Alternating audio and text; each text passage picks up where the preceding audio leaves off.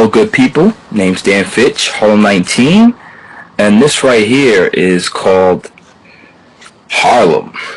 Pretty much in this video, I'm gonna chat a bit about my city itself, a bit of history about Harlem.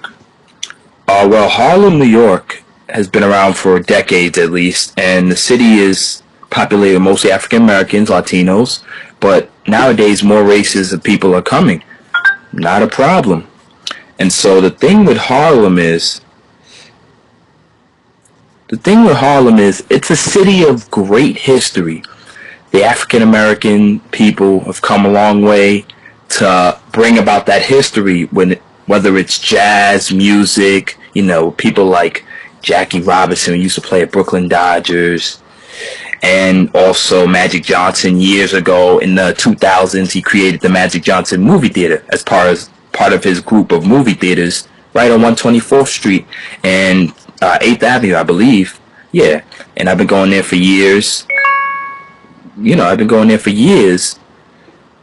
Dealing with going to see movies and things like that.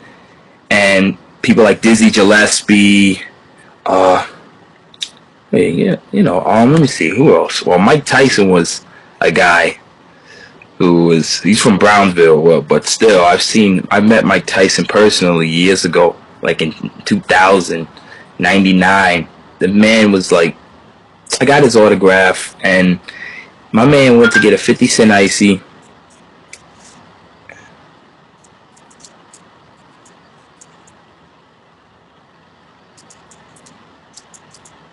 My man went to get a 50 cent icy and went to go talk to a girl. I looked at him. I'm 10 years old, but I knew what the business was. I grew up in the hood. I already know what the business is a bit. So this man goes to chat with a girl, all red around his mouth. He's big though. Mike Tyson at that time, he's still huge. But it's like, wow. I looked up to this guy, but not from a educational perspective. Definitely not. I looked up because he was an idol. Like, he was that man. Nobody could stop him. And finally, as I got older over the years, I seen different people who represented Harlem. They began to fall. Their reputation here dropped. And even people who just represented other parts of New York City, New York State, their reputations dropped as well.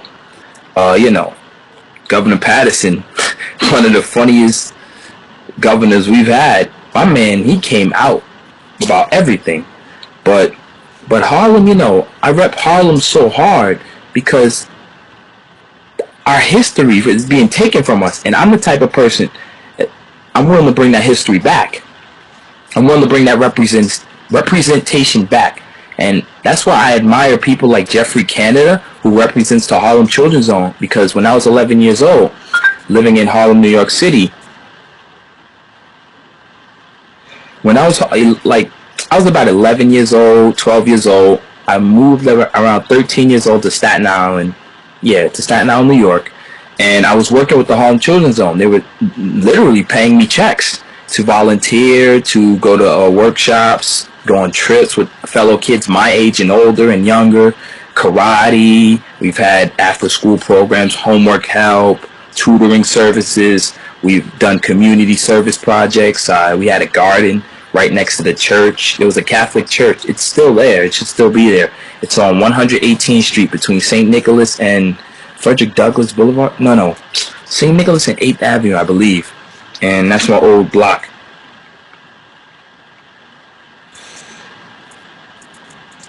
It's my old block, and the history itself is real deep.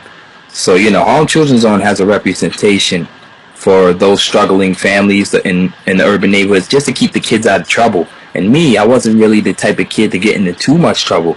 Over my years, my thing was, I was always well behaved in school, but I used to act up once I left school in my household as I gotten older, and the wrong influences were around me. So Harlem has a representation that's not necessarily always good, but it's also bad. So me, I'm here to bring about some knowledge, just to give people, who always have stereotyped the borough of Manhattan, the city of Harlem itself, saying, it's a bunch of poor people there. No. People get money out here, you know. Of course, you got people living in the projects, but even they get money if they do whatever, the right things with it. But not, and it's not always that case.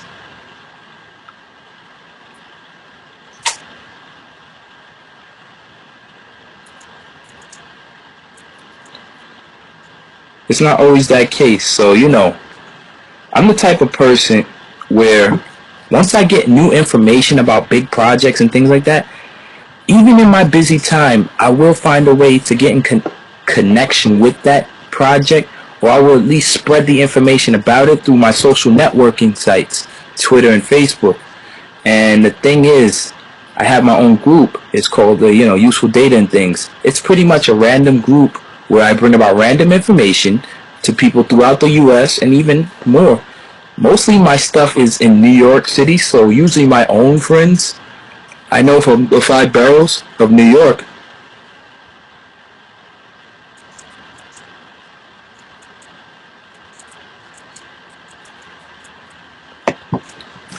Like, pretty much, this is what I do, I'm a guy, I love Harlem so much because I grew up here. I turned 20 years old next month.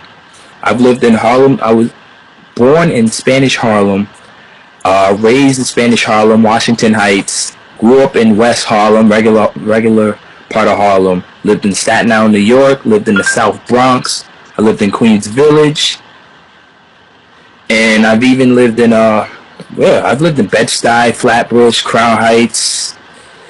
Yeah, Bed-Stuy, Flatbush, Crown Heights, Stapleton, Mariners Harbor,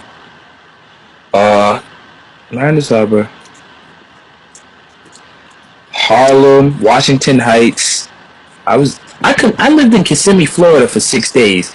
If you have a place that you can just stay there, you sleep, you eat, you wash, you bathroom, whatever the case, that's living. I've lived in New Jersey. I've lived in Florida, Connecticut. Even if it was for 3 days, that's living, And the thing about me is, I'm very controversial on Twitter because with my Twitter, people listen. I don't just speak stuff to get publicity. Yeah, I talk to celebrities once in a while, but the thing is, I'm trying to point out a message from religious perspectives, street perspectives, earthly perspectives, And the thing that me and people are constantly going at it because they think I'm some type of fake. No, I'm the truth, but God's the real truth. The thing is, I'm here to preach a message. I'm a man, even though I'm only 19 years old, don't take me as I'm some type of baby. I'm a guy that can, I can out-battle in a debate a 20-something-year-old person about main issues that we face in the world today. Religion is not my strongest field, but I can still give people religious points and point them to the right direction. And Harlem is a city of great history, and I back down Harlem 300% because I represent this city as not only a native of Harlem, but as an influential speaker, a relationship expert, a foster care youth, an ex-homeless person. I've been through a lot, and I understand the trials and tribulations of living in the city of Harlem. There's going to be drugs, there's going to be prostitution, there's going to be churches, it's going to be good, there's going to be bad, there's going to be this, there's going to be that. And the thing is, you can't just make assumptions if you don't do your research. And that's what gets me upset at times, because people want to always make assumptions about people from Harlem, yet they don't come to Harlem at all and do the research. And that's what gets me tight. And that's why Brooklyn and Harlem in New York City have such a beef, because it's all street politics, it's all street issues. But then, I'm the type of guy, I've lived in all 5 boroughs in New York City, so I know the subways, I know who's a drug dealer, I know who's an undercover cop, I know the struggle, I know the grind, and I've never had to do any of this stuff to know it. I lived it, I lived around it. People I knew were these things, were these people, and that's why I go so hard in my Facebook videos, because people who watch these videos, they take notes, hopefully they do, or they at least think some of the things I say to their minds and really use it to help other people and also learn new things. And that's my message. I'm a guy, I may not come off as, I'm a great guy. I'm not like some type of jerk like, very caring, family oriented. I'm a guy, as you see, I love my sports on my Facebook profile.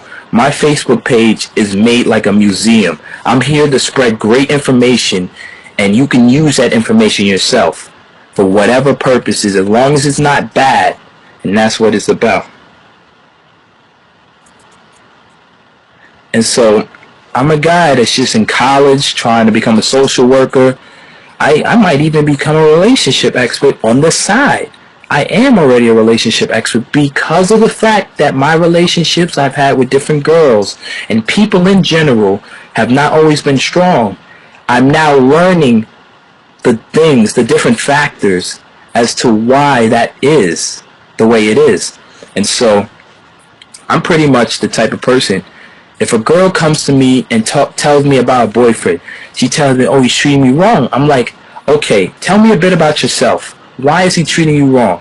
And then she's like, I don't let him watch sports and stuff. I was like, okay, I understand not all women like sports and things like that. In Harlem, we go hard for football and basketball. And Harlem's a city, everybody plays basketball or handball or whatever the sport may be. There's hundreds of parks in the city of Harlem in itself, not including Brooklyn, Queens, Staten Island, and the Bronx, because Harlem is such a great city that we consider ourselves a borough alone, not including Midtown or all the parts of Manhattan. That's just how we are. That's our mentality. And, we have a particular swag. But the thing is, I'm not all for that baggy jeans stuff. Even though I'm a guy, I have my 501 Levi skinnies, but I can breathe. And I don't have to wear my pants below my waist to be hood. And I'm hood by my mentality, not by my appearance. And that's the thing that people don't understand. And it's really out of hand, and it's a jail thing, it's really these guys in the hood that I live around and I know personally, they wear their pants below their waist like they're some type of thug. You put them in a jail cell, they get violated, killed, and then they realize whether they go to heaven or hell, what they did. And that's what people don't understand is,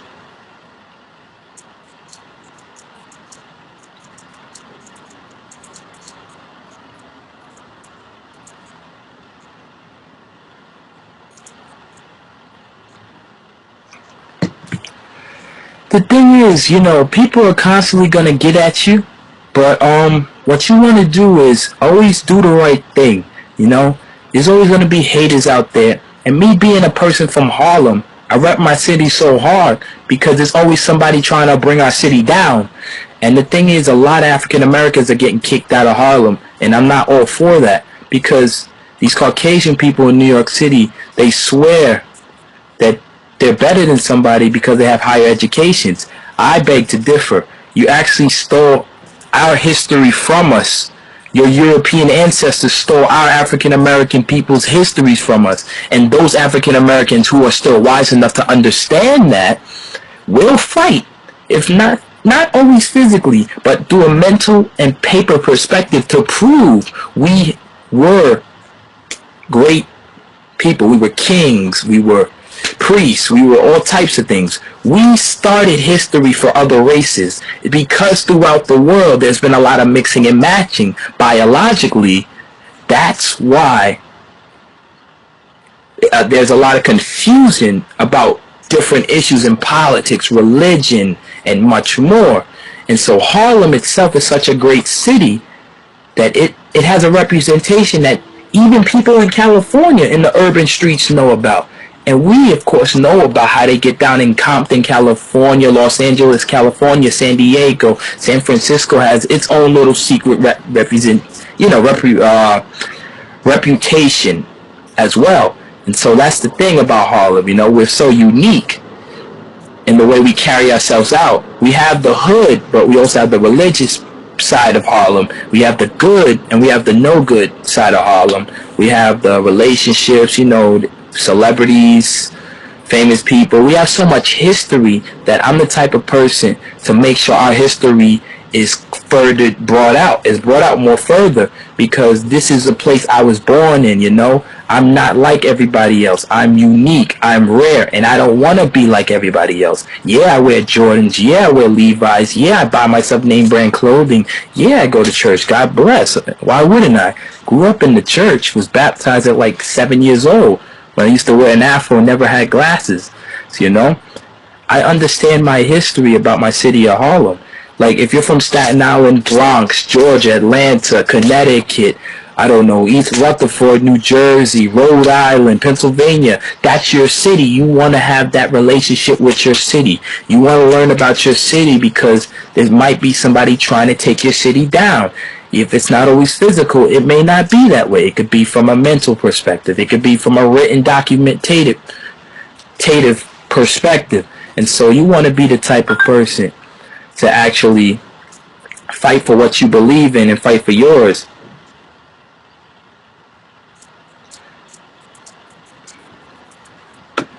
And so I'm going to end this video here because this video is already, 15 minutes long. But I want to make a message that I rep the city of Harlem, and I call myself Harlem 19 for a reason.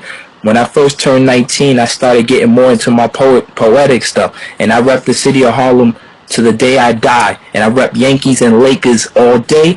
And I, of course, thank you, Lord, Savior, for waking me up another morning as I approach my 20th birthday next month. I will continue to be the person I am and spread messages and help relationships grow and also tell people about the Lord. And this is a service announcement, and I approve this a service announcement. My name is Daniel Fitch, or slash Harlem19, Daniel or Daniel Harlemnite Fitch, here to make hits. And this is my video blog, my Facebook video number 45. I'm off this. You God bless you. Take care. Do the right thing. Take my words into heed. They may actually help you. What's going on? This your guy, King Fitch. Don't forget to like, subscribe, and hit the notification bell for more vids. And hey, that's it. That's all I have to say. You dig?